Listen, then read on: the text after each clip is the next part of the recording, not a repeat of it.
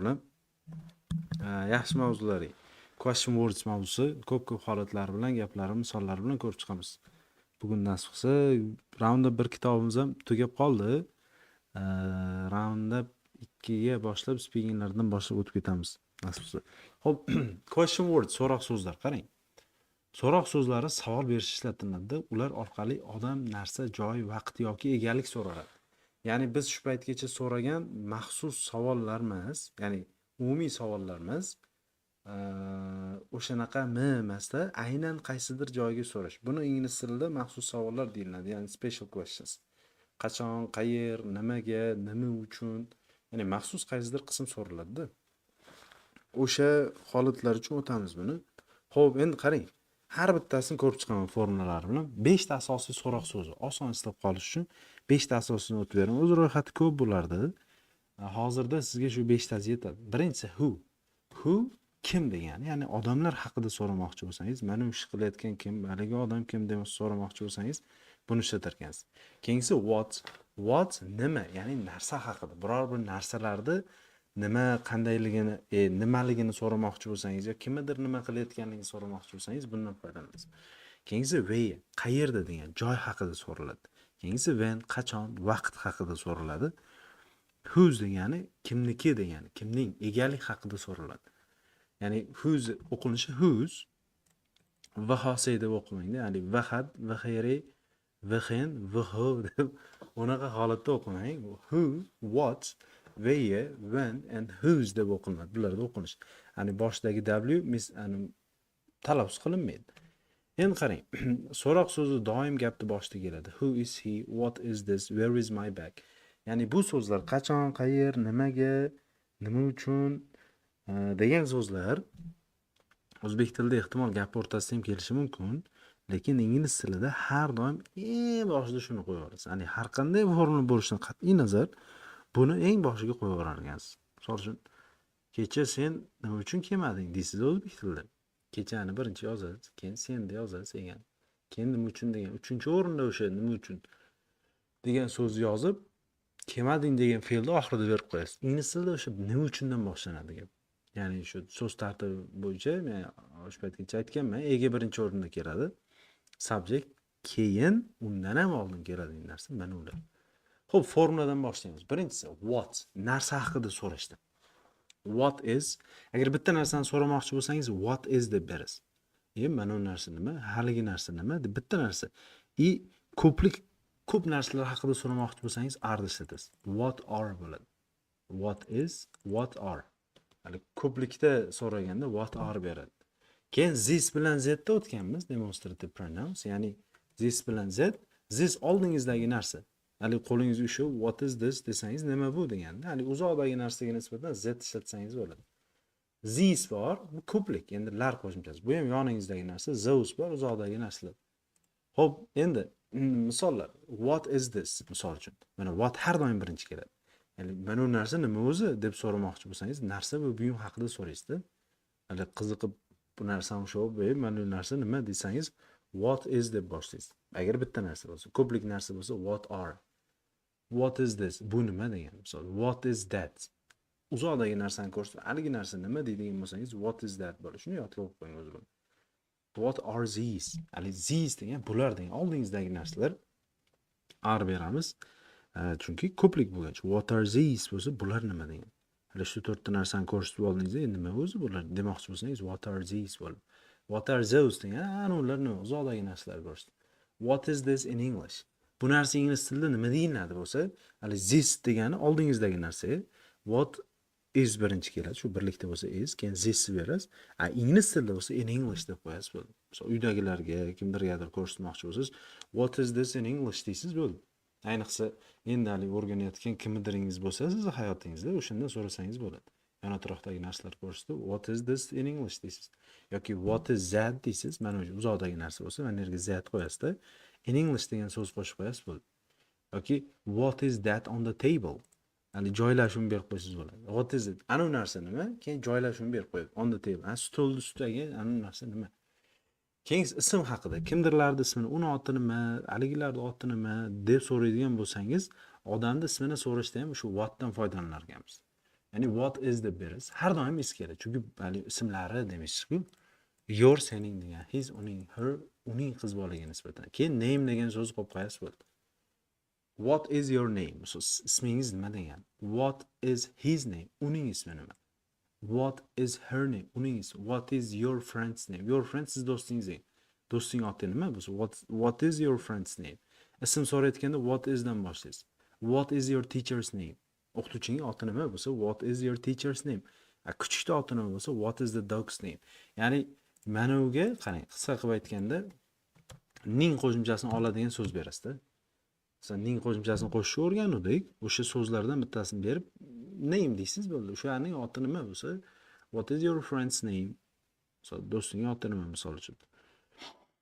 Endi keyingi formulamiz yoqtirish haqida. Haligi odam nimani yoqtiradi? Ya'ni what nima, bu formula bilan nimani yoqtirishini so'raymiz. O'zi sen nimani yaxshi ko'rasan? Ustozing nimani yaxshi ko'radi? Do'stlaring nimani yaxshi ko'radi? O'shalar. Keyin qarang, what deysizda do yoki does berasiz. Keyin kimni so'rayapsiz? O'sha egani berasiz. Do'stlaring bo'lsa, do'stlaring, sen bo'lsa, sen. Odamlar bo'lsa, shu joyga subject o'rniga odamlar degan so'z. Ya'ni har qanday egani qo'yib ketilaveradi bu yoqda. Misol uchun what deysizda do va does ikkalasidan bittasi ishlatiladi. Do va doesdan bittasi. Xo'p, ko'plik ot bo'lsa do ishlatiladi. Misol you sen bo'lsa, biz bo'lsa, I bo'lsa, men bo'lsa do. He she'ga nisbatan does. U birlikda bo'lsa does bo'ladi, qolgan hammasiga do bo'ladi. Misol uchun what do you like? Mana you sen deyapti. Ana like degan so'z oxir turaveradi, yoqtirmoq degan. What nima?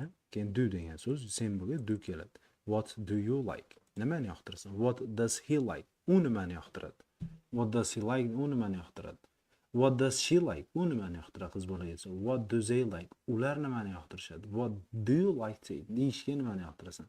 What does your sister like? Sen opang yo singling nimani yoqtiradi? Mana birlik bo'lsa does ishlatasiz. Agar ko'plik bo'ladi desa do ishlatasiz. Kimni nimani yoqtirishini so'raysiz. Shu shaxsni qo'yib, keyin like degan so'z berib yuborasiz, tamommi? Mana shu 3 ta formulada endi who. Bu formulani bitta odam haqida so'raymiz. Ya'ni odam kim o'zi deydigan bo'lsangiz, o'sha formulani ishlatsangiz bo'ladi. Who is deysizda. Agar birlik bo'lsa har doimgidek is. He yoki she deysiz yoki he she ni o'rniga tushadigan so'zlar berasiz bularni.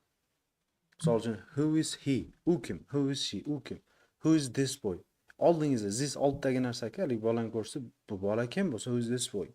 Har doim who is bilan bir xil boshlanadi, faqat oxirdagi so'zlar o'zgaradi. Mana is dan keyingi so'zlar. Who's that girl? Anu qiz kim? Who's this man? Bu erkak kim? Who's that woman? Anu ayol kim deyishda biz shular ishlatarkanmiz. Ya'ni o'zgarmas formula who is dan boshlanadi. Bular bo'yicha ko'proq gap tuzing. Gap tuzsangiz ko'p o'rganasiz. Ko'p odamlar haqida bo'lsa, hali is o'rniga ko'pchilik bo'lsa are ishlatarmiz. Bo'ldi. Who are they? Keyin lar qo'shimchasini oladigan noun berib qo'ysangiz, bo'ldi mana shuni. Xullas ko'plik bo'lsa are, bitta odam bo'lsa is. Misol uchun who are they? Ular kim? Who are these people? Bu odamlar kim? Ya'ni these biz oldingizda. Who are those children? Uzoqdagi bolalar ko'rsatib, who are those children? Anu bolalar kim degan. Who are these students? Bu talabalar kim? Who are your friends? Do'stlaring kim o'zi? Who are they in the photo? Ya'ni rasmdagi odamlar kim degan tarjimada keladi-da. Who are your friends degan do'stlaring kim? Hali qanaqadir shaxsni mana ular kim? Mana shu shaxs kim deydigan bo'lsangiz who is deysiz agar bitta odam bo'lsa. Who are deysiz ko'plikka nisbatan. Alisher Navoiy bo'lgan kim bo'lgan bo'lsa, who is Alisher Navoiy deysiz-da. Endi 100% o'sha savolning ma'nosini ochib bera olmaydi. Hozirgi levelingizga lekin yetadi shu. Kasb yoki odam haqida. Ya'ni bu formula bilan kasb yoki odam haqida so'raymiz. Qanaqa bo'ladi siz? Who is deysizda, odam berib olasiz. Boyagi formula faqat o'sha kasbini so'rayotgan. Who's your teacher? O'qituvching kim o'zi? Who's your best friend? Eng yaqin do'sting kim? Who's your doctoring kim? Who's your favorite singer? Yoqtiring. Favorite yoqtirgan degan, singer ashulachi degan. Who's your brother? Akang kim? Who's your classmate? Sinfdoshing kim degan tarjimani keladi. Endi where joylashuv. Where joylashuv bo'ladi. Where is mana is bilan arda o'sha tushunib qoldingiz, is bo'lsa, bitta narsani so'rayotgan bo'lsangiz is, agar ko'p narsani so'rayotgan bo'lsa, o'sha mana bunaqalar qayerda deydigan bo'lsangiz are berasiz. Ya'ni where joylashuvga nisbatan. Xo'p. Yo'q, shart emas bu. Rahmat, shart emas. AI o'zini taklif qilib turadi, shunaqa. O'zgartiraylik bu joylarni. Endi misol uchun, where is my bag? Sumkam qayerda? Where is the cat? Ya'ni mushuk qayerda? Where are the children? Bolalar qayerda? Where are my books? Kitoblarim qayerda? Where is the school? Maktab qayerda? Where is your pen? Ruchkan qayerda sening? Ya'ni nimadirga nisbatan voy qayerda shu narsa deydigan bo'lsak, bolalar qayerda? Ne ko'rinmayapti degan bo'lsangiz, bolalar deyapsiz-ku, ko'plikda aytyapsiz. Demak, wayni berasiz, ko'plik bo'lgach are deysiz, keyin bolalar degan so'zni berib qo'yasiz, bo'ldi. Endi yashash joyi haqida, ya'ni u qayerda yashaysan deydigan bo'lsangiz, yashamoq live degan. Boyagi formula do yoki does. Does he she'ga nisbatan do qolgan hammasiga. Misol uchun where do you live? Sen qayerda yashaysan degan. Where does she live? U qayerda yashaydi? Where does he live? Where do they live? Where does your family live? Qarang, e'tibor beryapsizmi? Mana ikkinchi so'zimiz do yoki doesdan tashkil topyapti. Undan keyin livedan oldingi haligimiz bitta egasi o'zgaryapti bo'ldi. Where do your friends live? Do'stlaring qayerda yashaydi? Ya'ni kimdir qayerda yashaydi demoqchi bo'lsangiz, where deysiz, keyin do doesdan bittasini ishlatasiz, keyin egani berib live deysiz, bo'ldi. Where do you live? Where somebody live va hokazo. Endi borish joyi haqida, "Voy, qayerga ketyapti? Sen qayerga ketyapsan? Ular qayerga ketyapti?" degan gapda. Qayerga ketayotganini so'rashda, ya'ni is are berasiz. Ikkalasidan bittasi. Ya'ni bitta odam bo'lsa is, ya'ni ular bo'ladi, ko'plik bo'ladigan bo'lsa are. Subject berasiz. Ya'ni kimni so'rayapsiz?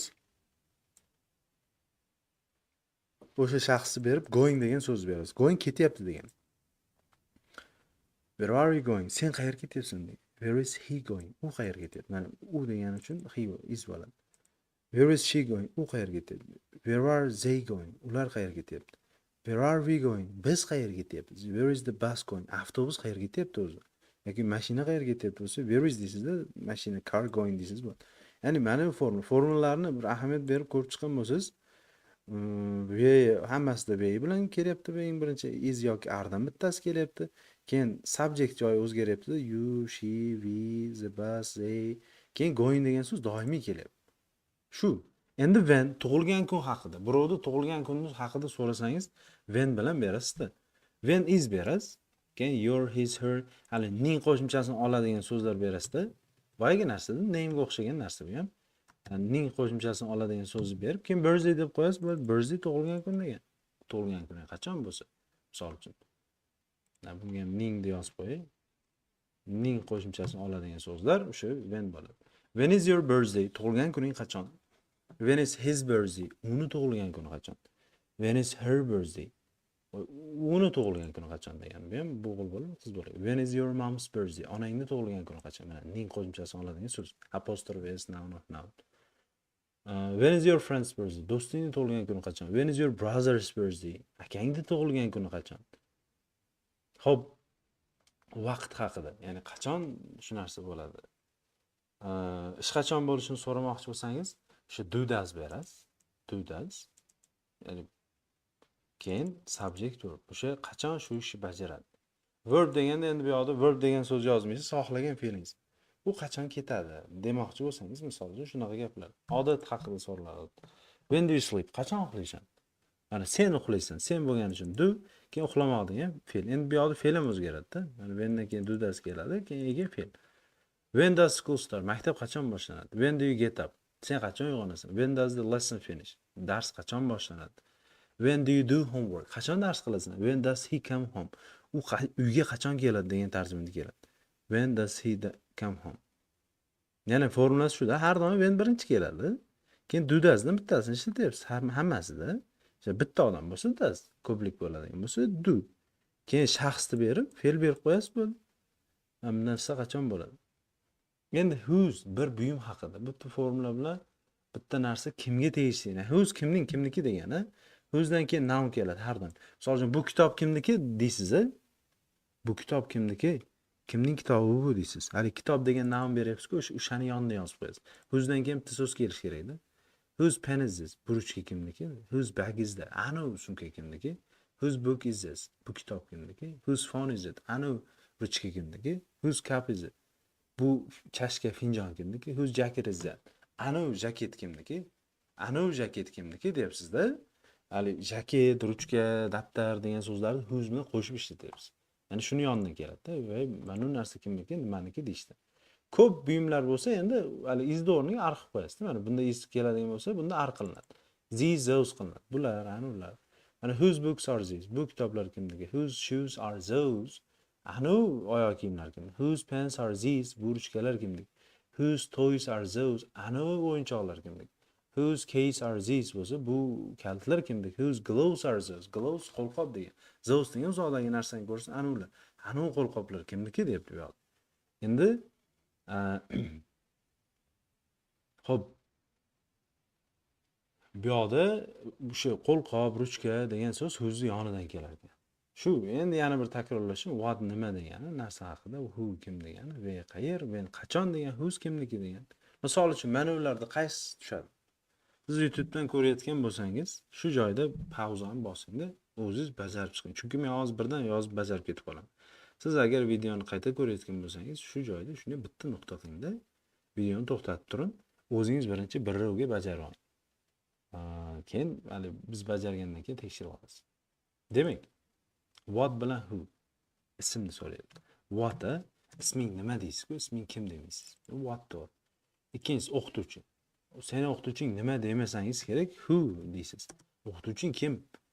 Keyin qachon yashaysan, qayerda yashaysan? Bu qayerda yashaysan ko'proq tusish kerak. Where do you live? Keyingisi is your birthday, tug'ilgan kuning. Tug'ilgan kuning qachon, qayerda? Tug'ilgan kuning qayerda? Qayerda qilib beryapsan bo'lsa, u boshqa narsa, unda fe'l bor. Lekin bu yoqda qachon deysiz-da, tug'ilgan kuni qachon o'zi. Keyin bu yoqda noun keladi. Kim sumka bu demaysiz-da, kimning sumkasi bu? Whose degan kimnikimidi? Whose bo'ladi. Whose bag is it? Who, where. Who, bunda ikkalasi ham tushadi. Qarang. Who are they desangiz, ular kim o'zi bo'ladi. Where are they bo'lsa, ular qayerda bo'ladi. Bunda ikkalasi ham tushar ekan. Ikkovi ham to'g'ri javob. Mana, bu oxirida bunda who deb yozilgan, ikkalasi ham tushadi. Shu oson gaplar. What is this? What's your name? Who's he? Who's your teacher? So'zlarni yaxshilab aytib, keyin gap tugatib chiqish kerak. Endi qarang, bu har bitta holatda misol uchun mana boshdan ko'rsatib chiqing. What da ABC bu 3 ta holat. Who da 3 ta holat. Where da 6 ta holat bo'ldi. Where da 3 ta holat, 9 ta holat.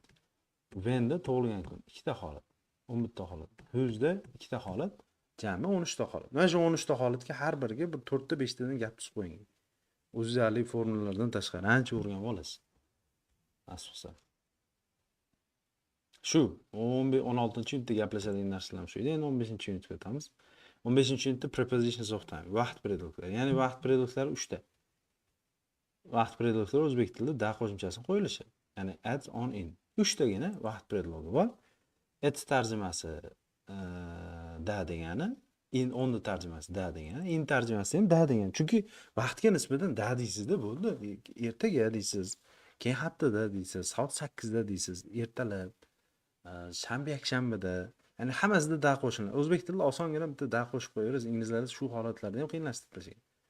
Indan boshlaymiz. Kun qismlari 3 ta bo'ladi. Ertalab, obed, kechqurun. Nimaga kun qismlari deyilsa, sababi ertalab deganda biz faqat 7-8 tushunamiz, lekin inglizlarda butun bir vaqt tushuniladi, 5-6 soat. Ya'ni ertalab desa, ertalab quyosh chiqqandan boshlab 11:59 gacha bo'lgan. Afternoon degani bor, obed 12:00 dan hali quyosh botgangacha bo'lgan vaqtni afternoon deydi ular. Keyin evening qolgan. Nomashomgacha, qorong'i botgangacha, tushgangacha evening degan. O'shaning uchun kunning qismi 3 ta hisoblanadi inglizlarda va uchalasining oldidan ham in keladi. Ertalab in the morning, kech payt in the evening. Oylar oldidan ham in keladi. Ya'ni 12 ta oyimiz bo'lsa, hammasining oldidan in keladi. In May, in April. Keyin fasllar oldidan ham in keladi. In summer, in winter. Yillar oldidan ham in keladi. Yillar oldidan in keladi. Masalan, in 1973, 1973-yilda va 41-yilda bo'lsa, in 1991, in 1441, 19 deb. Keyin et kelishi soatlar oldidan kelar ekan. Ya'ni 9 da, 10 da desangiz et berasiz. Soat 12 da misol at 12. Ertalabki 6 bo'lsa at 6 am. Ertalabki am degan. Obeddan keyin 2 da bo'lsa at 2 pm. Obedda sutkani qismlar. Endi sutkani qismlardan kunni qismi bilan sutkani qismining farqi bor deydigan bo'lsangiz, kunni qismi 5-6 soatni o'z ichiga oladigan vaqt. Sutkani qismlari aynan 1 soatni o'z ichiga oladigan vaqtlari sutkani qismlari deyiladi. Misol ertalab qoq obed desangiz 12:00 nazarda tutiladi, to'g'rimi? Bo'ldi, o'sha sutkani qism deyiladi. Yarim oqshom desangiz, yarim oqshom 12:00 nazarda tutiladi. Ya'ni nechadir soat o'z ichiga oladi. O'sha sutkani qism. Obed at noon, yarim kechasi midnight. Hafta oxirlarida degan so'z bilan ham at keladi. Hafta oxirlari the weekend, at the weekend. Keyingi 10 bu yoqda asosiyroq, 10 asosiyroq. Xo'p, dushanba hafta kunlari oldidan 10 keladi. Biz dushanba 7 ta hafta kuni bo'lsa, hammasi oldidan 10 keladi. 10 Monday, 10 Tuesday, Wednesday, Thursday, Friday, Saturday, Sunday hammasini oldidan 10 keladi. Keyingisi chorshanba kuni 10 Wednesday. Ikkinchi to'liq sanalar oldi. Boya oyda oldidan in berdik, in April deydi. Lekin misol uchun 2-aprel, 1-aprel deb to'liq sana beradigan bo'lsak 10 beramiz. 18, 9-may, 10-may. Juma ertalab. Endi 10ni bitta shunaqa fishkasi borki, day so'zi qatnashsa bo'ldi 10 keladi. Ya'ni biz nargida in, at deb holatlarga bo'ldik-ku. Lekin o'sha holatlar bilan 10 keladigan bo'lsa, biz to'g'rirog'i day so'zi keladigan bo'lsa, biz 10 berib yurar ekanmiz. Misol ertalab degan so'z oldidan 10 keladi, morning. Lekin juma kuni ertalab bo'lsa 10 Friday morning. Nimaga? Day so'zi qatnashyapti. Day so'zi qatnashsa bo'ldi 10 qo'yib yuborasiz. Dushanba kechki, kechqurun, evening. Eveningda oldin in kelar, lekin dushanba, mondayda day so'zi bor-ku. Bo'ldi, o'sha day so'zi bo'lgani uchun 10 keladi. Prepositions of time shu umumiy jadvalda mana. In kelishi, at kelishi, keyin onlarni kelishi. Day so'zi qatnashsa bo'ldi 10 keladi. Shu. Endi bunga degan inonatdan bittasini qo'yib chiqish kerak ekan. Xo'p, inonatdan bittasini qo'yib chiqish kerak bo'lsa, shu boyaga gap to'xtating. Men hozir javob yozib ketaveraman, siz o'zingiz bir bajarib, men bajarganimdan keyin o'qilishlar bilan tahlil qilasiz. Tuesday afternoon, day qatnashsa bo'ldi 10 ishlatamiz. At keladi, at night. Wednesday evening deb day qatnashsa 10 beramiz. Soatlar oldidan at keladi. At. Yillari oldidan in keladi. Fasllari oldidan in keladi. Kunni qismlari afternoon, morning bo'lsa in. Haligi 10 day so'zi qatnashsa. Weekend degan so'z oldidan haftaning kunlari oldidan 10. To'liq sana bo'lsa 10. Oyda o'zi bo'lsa in, to'liq sana bo'lsa keyin bu in the evening bo'ladi. Sunday evening to'liq hali day so'zi qatnashyapti. Keyin in keladi bunda ham. Yanvar oylari oldidan in keladi. To'liq sana bo'lsa, mana to'liq sana bo'lsa 10 keladi. Midnight at keladi. Summer fasllari oldidan in keladi. To'liq sana bo'lsa 10 keladi dediga. Soatlar oldidan at, oylar oldidan in. Mana shunaqa gaplar edi. 15-16-yunitimizda shunaqa gaplar edi. Bugungi o'tiladigan jonli darsni ham tugatdik sizlar bilan. Nasibsiz vaqtlaringizda rozi bo'lingizlar. Ancha yaxshi narsa o'rgandik. Tez kunlarda ertaga dam bu kitobni tugatamiz. Keyin nasibsiz speakinglardan boshlaymiz. Round up 2dan boshlab. Sog' bo'lasizlar, salomat bo'lasizlar, vaqtlaringizda rozi bo'lingizlar.